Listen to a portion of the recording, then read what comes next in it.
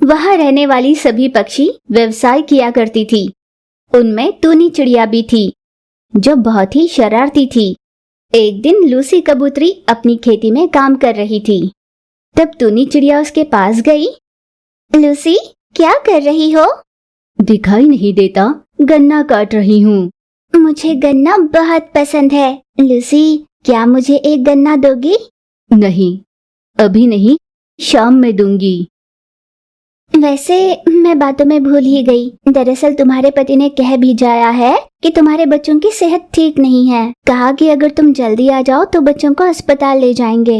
यह सुनते ही लूसी कबूतरी तुरंत वहाँ से उड़कर निकल गई। आधे रास्ते पहुँचने के बाद उसे याद आया, जब मेरी शादी ही नहीं हुई तो बच्चे और पति कहाँ से आएंगे? ओफो, मैं फिर से इस शरारती चिड़िया की बातों में आ गई। मेरे वहाँ से छूटते ही जरूर इसने गन्ना चुराया होगा। टूनी उसकी खेत से गन्ना लेकर फुर हो गई। लूसी कबूतरी तुरंत अपने खेती पर वापस गई तो उसने देखा जिस जगह खड़ी होकर वो काम कर रही थी वहाँ पर एक बड़ा सा पेड़ टूट कर गिरा है।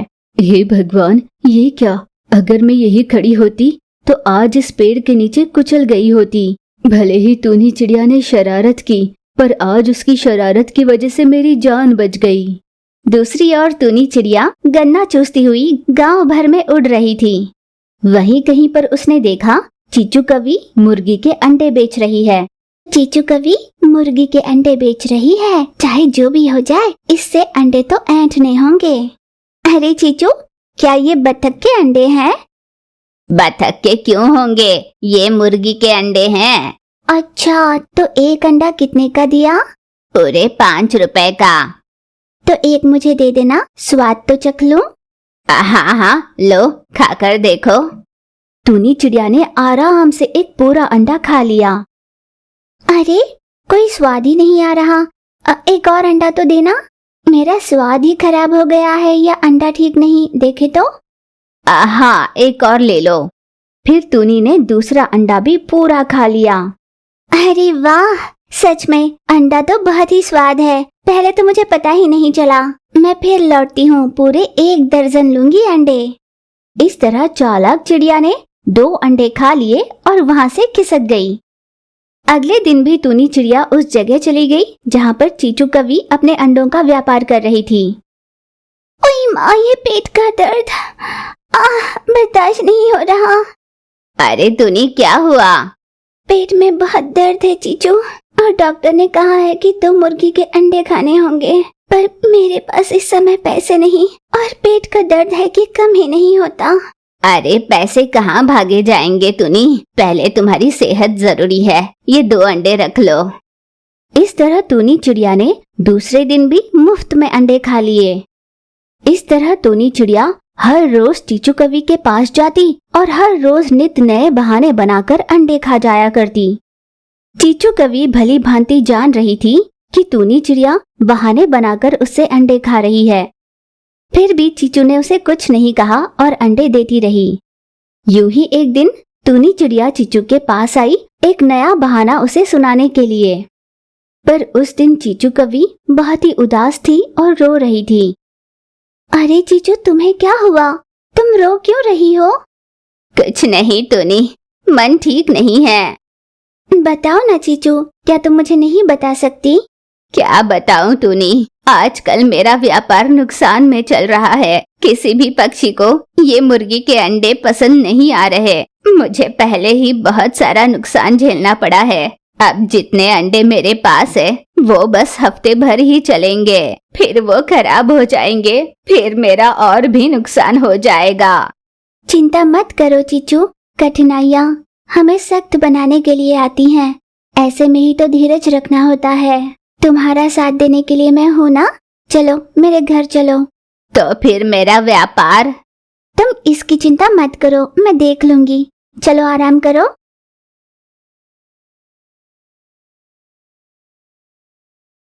चीचू सच में बहुत ही तकलीफ में है। मेरे पास कुछ पैसे बचा कर रखे हुए हैं, वो सारे मैं चीचू को दे दूंगी। हाँ, पर वो ऐसे ही तो मुझसे पैसे नहीं लेगी। क्या करूँ? हाँ, वैसे भी हफ्ते भर में ये अंडे बिगड़ जाएंगे। क्यों ना मैं इन मुर्गी के अंडों को जमीन में गाड़ दूं। और चीचू को सारे पैसे दे दूंगी। फिर यही सोचकर टूनी चिड़िया ने सारे अंडे जमीन के अंदर गाड़ दिए। पर अचरज की बात ये थी कि अगले दिन वहाँ पर पौधे उगाए थे और उन पौधों में जादुई अंडे लगे हुए थे। अरे ये क्या देख रही हूँ मैं? भला पौधों में अंडे कैसे लग सकते हैं? इन्हें चख कर देखती हूँ।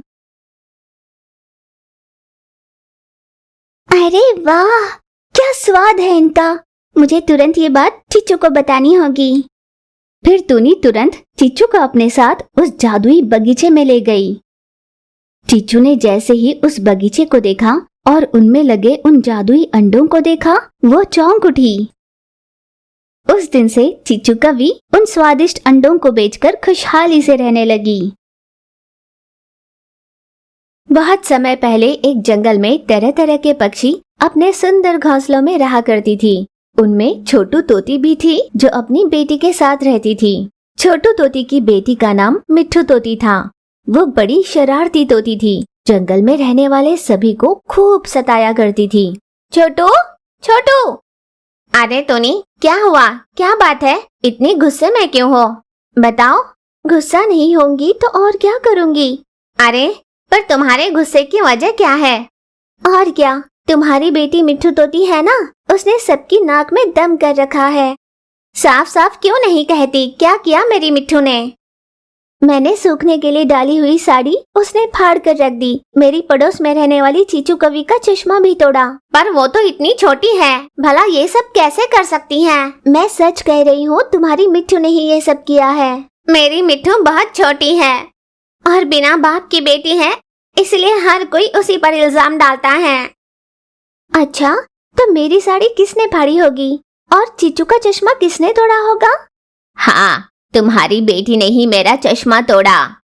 बेटा मिट्ठू, क्या ये सब सच कह रहे हैं? मैंने ये सब नहीं किया। हो सकता है अनजाने में कुछ हो गया होगा। देख लिया ना, मेरी बेटी ने जानबूझकर कुछ नहीं किया। गलती से उससे कुछ हो गया होगा। मेरी बेटी नादान है। तुम लाड प्यार से उसे बिगाड़ रही हो। ऐसा ही चलता रहा तो आगे चलकर तुम्ही को इसका पछतावा होगा। ऐसा कुछ नहीं होगा, मुझे बहुत सारे काम हैं, अब तुम जा सकते हो। यूं टूनी के कई बार समझाने पर भी छोटू की समझ में कुछ नहीं आया। हताश होकर टूनी चिड़िया और चीचू कवि अपने घर वापस लौटी। मिट्ठू, तुमने सच में ऐसे कोई काम नहीं किए ना? नहीं माँ, मैं भला ये सब कैसे कर सकती हूँ? वैसे भी तुम्हारी मिट्ठू शरारती नहीं है ना, पर तुम पूछ रही हो तो मुझे बुरा लग रहा है। पर वे सभी आकर यूं चिल्ला कर गई ना, इसलिए मैंने तुमसे पूछा। पर मैं तो अपनी मिट्ठू को जानती हूँ। माँ, मुझे भूख लगी है, कुछ दे दो ना। मैं अभी कुछ बना कर लाती हूँ। अरे गैस सिलेंडर खत्म हो गया, अब कैसे? मेरी मिट्ठू को भूख लगी है। हाँ, मैं जंगल से लकड़ियाँ लेकर आती हूँ और चूल्हा जलाकर खाना पकाऊंगी। छोटू तोती जंगल लकड़ी लाने के लिए निकल पड़ी, पर रास्ते में उसे मही चील मिल गई। पिछले कई दिनों से स्वादिष्ट आहार के लिए तरस रही थी। आज तुमने खुद मौत को दावत दी है। आज तुम मेरा आहार बनोगी। ऐसा मत करो, मुझे बख्श दो। मेरी छोटी सी बेटी है, मेरे अलावा वो अनाथ हो जाएगी। मैं सबका उद्धार करती चलूंगी तो कैसे चलेगा? आज तो तुम मेरा आहार बन के रहोगी। यूं छोटू तोती के विनती करने पर भी मही ने उसकी एक न सुनी और उसे मार खाया। आज बढ़िया खाना हो गया। हाँ, अब किसी और पक्षी की तलाश करती हूँ। फिर मही चील उसी जंगल में उड़ती हुई अपने शिकार की तलाश करने लगी। दूसरी ओर मिट्ठू तोती अपनी माँ के लौटने का इंतजार कर रही थी। माँ कब से गई है जंगल, अभी तक लौटी नहीं। टूनी मासी से पूछती हूँ। फिर मिट्ठू तोती टूनी चिड़िया के पास चली गई। क्या हुआ मिट्ठू, तुम यहाँ कैसे आई? टूनी मासी, माँ को जंगल गए हुए बहुत देर हो गई, वो अभी तक लौटी नहीं। जंगल की ओर गई है। आजकल वहाँ पर दुष्ट चील घूम रही है। जाने से पहले एक बार मुझसे पूछ ही लेती, मैं मना कर देती। उस चील ने छोटू को खा लिया होगा। नहीं माँ। मिट्ठू तोती रोने लगी। मैंने सिर्फ शंका जताई है कि ऐसा हुआ होगा। हम रात तक उसके लौटने का इंतजार करते हैं और अगर फिर भी वो ना लौटी तो समझो कि वो कभी नहीं लौटेगी। देर रात तक सभी पक्षी छोटू के लौटने का इंतजार करने लगे, पर वो बड़ी देर तक भी जब लौटी नहीं तो सभी ने निर्धारित कर लिया कि अब छोटू नहीं रही। कैसी किस्मत है इसकी, बचपन में ही पिता को खोया और अब माँ को। हाँ, सच कहा। लगता है मिट्ठू पनौती बनकर आई है, इसीलिए अनाथ हो गई। बस करो चीचू, ऐसी बातें मत करो। वो अनाथ नहीं है, अब से वो मेरे साथ रहेगी। आज से मैं मान लूंगी कि मेरी 2 बेटियां हैं। मिठू चलो घर। ये कहकर टूनी चिड़िया मिठू को अपने साथ घर ले गई। माँ, क्या मैंने सही सुना? क्या अब छोटू मासी नहीं रही? हाँ बेटा, इसीलिए मिट्ठू तोती अब से अपने साथ ही रहेगी। तुम हमेशा कहती हो ना कि तुम्हारे साथ खेलने के लिए कोई बहन नहीं है, आज से यही तुम्हारी बहन है। ठीक है माँ, आज से मैं मिट्टू का बहुत ध्यान रखूंगी। आप भले जितना भी कहो, पर मुझे मेरी माँ चाहिए। माँ। मिट्ठू को वहाँ प्यार तो मिल रहा था, फिर भी उसे अपनी माँ बहुत याद आती थी। मिट्टू के दर्द को किसी तरह कम करना होगा।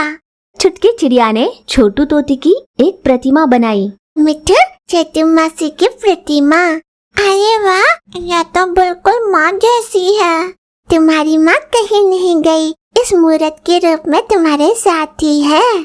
अगर तुमने खूब मन लगाकर पढ़ाई की और कुछ बन गई तो तुम्हारी माँ को बहुत खुशी होगी। उस दिन से मिट्ठू तोती ने उस मूर्त में ही अपनी माँ को देखा और खुश रहने लगी।